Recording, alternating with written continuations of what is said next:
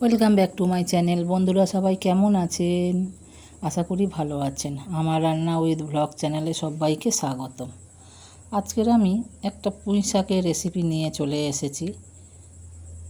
একটা অন্য রকম পুঁই শাক তো আমরা খাই সবাই, তো এটা একটু অন্য রকমভাবে বানালাম। আশা করি আপনাদেরও ভালো লাগবে। আমার তো বেশ ভালো লেগেছে। আমি তো আরও ডাল করেছি, আলু ভাজা করেছি, সেগুলো কিছুই খাইনি, কিন্তু আমি শুধু এই পুঁই শাক দিয়েই ভাত খেয়েছি আজকের। এতটা দুর্দান্ত হয়েছে। আর পুঁই শাক তো আমার খুব প্রিয়, আর এই রকম যদি সুন্দর হয় আরও তো কোনো কথা হবে না। তো চলুন এই রকম সুন্দর পুঁই শাকের রেসিপি বানাতে আমি কি দিয়ে বানালাম সেটাই আজকের আপনাদের সাথে শেয়ার করব।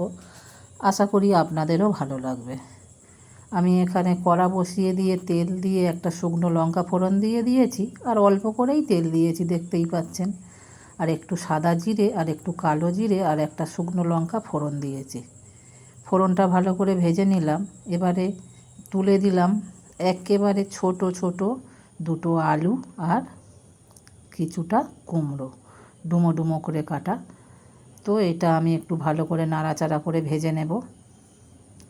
বন্ধুরা এইভাবে বানাবেন, আশা করি বাচ্চা থেকে বড় সবাই ভালোবেসে খাবেন, আর বলবেন কি করে বানালেন আবার বানাতে।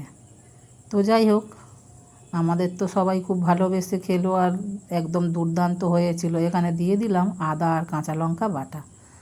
এই আদা আর কাঁচা লঙ্কা বাটাটা দিয়ে বেশ খানিকক্ষণ আমি কুমড়ো আর আলুটা কষিয়ে নেব। আর পুঁই শাক তো গাছের পুঁই শাক, সরু সরু, আপনারা জানেন, এর আগেও রান্না করেছিলাম। কি করব, সরু হলে কি হবে, কিন্তু খুব স্বাদ, যেহেতু বিনা সারের পুঁই শাক। তো এখন আমি একটু হলুদ গুঁড়ো দিয়ে দিলাম, দিয়ে ভালো করে নাড়াচাড়া করে নিলাম। সত্যি বলছি বন্ধুরা, এইভাবে বানাবেন, অসাধারণ খেতে লাগে। আমরা ছোটোবেলায় দেখেছি মা এই রকম করতো, পুঁই শাকের ডাঁটা দিয়ে সেই খেসারির ডাল। এখন তো আর আমরা কেউ খেসারির ডাল খাই না বললেই চলে। খেসারির ডাল খাওয়া উঠে গেছে, ওই বড়ি ছাড়া।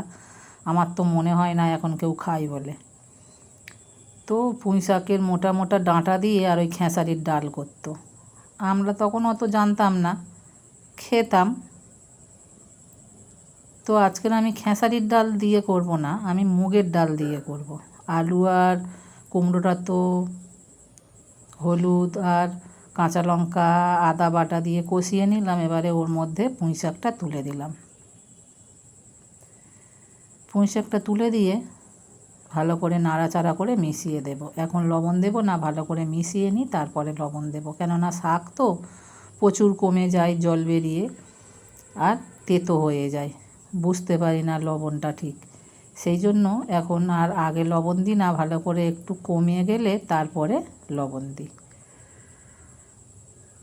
যে কোনো তরকারিতে লবণ বেশি হলে কি খাওয়া যায় বলুন? তার যত ভালো করে করুন, তার এত যে বিস্বাদ হয়ে যায়, খেতেই ইচ্ছে করে না। সেই জন্য লবণ কম হলে খাওয়া যায় লবণ দিয়ে, কিন্তু লবণ বেশি হলে তিতো হয়ে যায়, তার স্বাদটাই নষ্ট করে দেয়। এখানে দেখুন, মুগের ডাল আমি ধুয়ে ছাঁকনিয়ে করে রেখে দিয়েছিলাম, সেটা কেমন হয়ে গেছে, জল ঝরে। মুগের ডালটা 100 গ্রাম মতো হবে। মুগের ডালটা আমি ধুয়ে রেখে জল ঝরিয়ে রেখেছিলাম, সেটা দিয়ে দিলাম। এবারে ভালো করে নাড়াচাড়া করে শাকের সঙ্গে ভালো করে মিশিয়ে নেব। সত্যি বলছি বন্ধুরা, আমি করেছি বলে বলছি না, কি যে দুর্দান্ত খেতে হয়েছিল কি বলবো। মারা তো তখন খেসারির ডাল দিয়ে শুধু ডাঁটা দিয়ে করতো, ঝোল ঝোল ডাল তার সঙ্গে ডাঁটা, কিন্তু ওই রকম না, আমি এই পুঁই শাকের তরকারির সাথেই মুগের ডাল দিয়েছি। অপূর্ব, মানে জাস্ট অপূর্ব স্বাদ হয়েছে। তো যাই হোক, লবণটা এখন দিচ্ছি, অনেকটা কমে গেছে।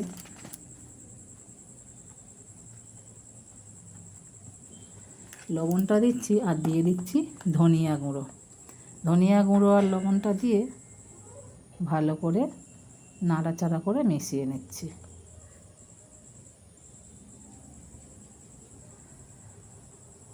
অসাধারণ স্বাদের এই রকম পুঁই শাক